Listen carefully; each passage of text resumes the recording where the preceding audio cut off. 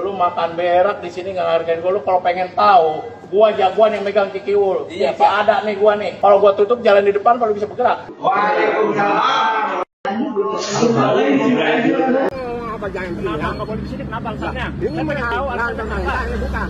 Kenapa? Iya, kenapa? Ya udah jangan. Saat ini Indonesia memiliki setidaknya lebih dari ribuan ormas yang terdaftar.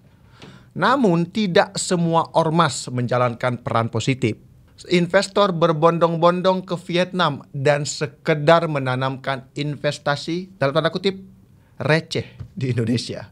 Padahal selama ini saja Indonesia masih jeblok soal skor kemudahan usaha.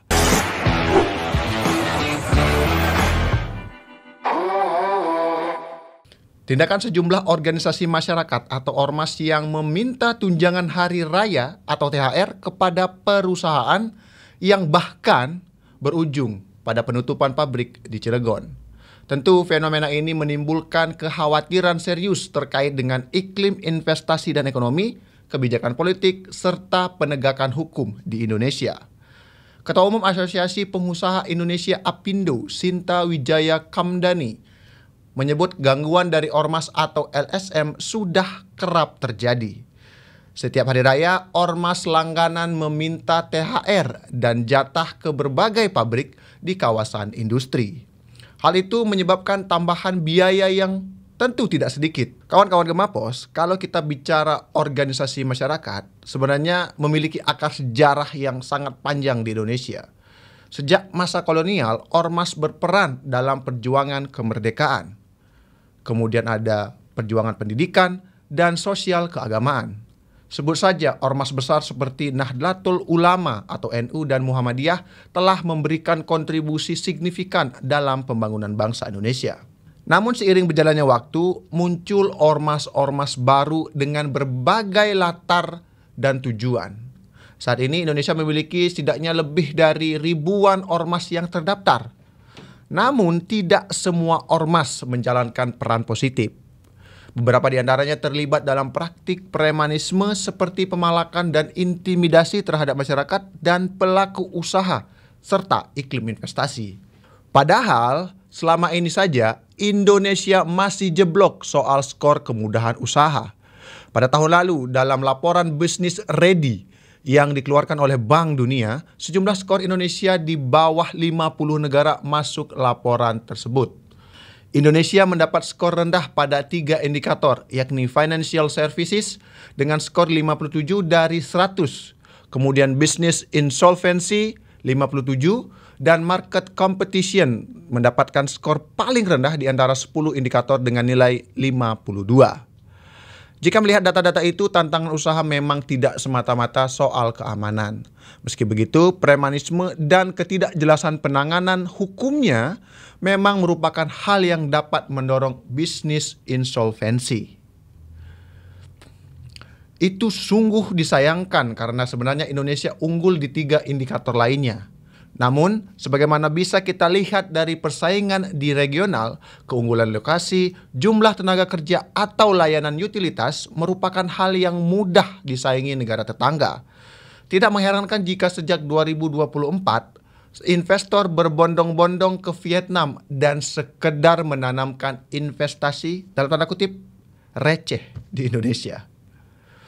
Lihat saja investasi Apple di Indonesia hanya 1,6 triliun rupiah.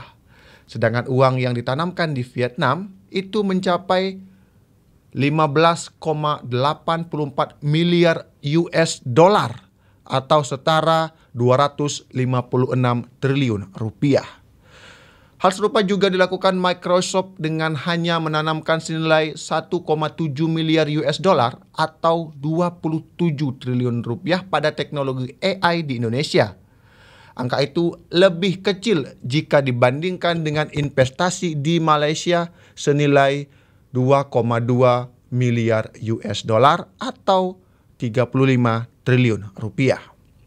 Di sisi lain, merajalelanya premanisme ormas juga bukan tanpa dosa para penguasa. Sejarah ormas dimulai pada masa Orde Baru dan memang identik dibentuk sebagai alat politik dan konsolidasi kekuasaan. Kemudian pasca reformasi 1998, banyak ormas kehilangan sumber keuangan dan pelindung, sehingga berupaya menghidupi diri mereka dengan berbagai cara. Dengan kekuatan dan massa, tindakan premanisme tidak sulit mereka lakukan, dari high level sampai di jalanan. Tidak hanya itu, berbagai permasalahan sosial dan ekonomi membuat entitas ormas menjadi hal yang menggiurkan bagi sebagian masyarakat. Cilegon ialah potret sebagaimana ketimpangan ekonomi membuat ormas begitu menjamur. Pada Oktober 2023, jumlah ormas di daerah itu diperkirakan mencapai 300 dengan sekitar 188-nya tidak memiliki surat keterangan terdaftar atau SKT atau izin dari Kementerian Hukum serta dari Kementerian Dalam Negeri. Dari kondisi itu, tidak sulit dipahami jika tindakan premanisme ormas marak terjadi di sana. Kawasan industri menjadi sasaran empuk karena daerah-daerah pinggiran itu wajah kemajuan ekonomi dari industri.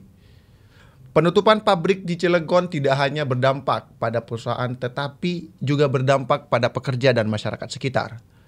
Ribuan pekerja kehilangan mata pencarian yang tentunya berdampak pada kondisi ekonomi keluarga mereka.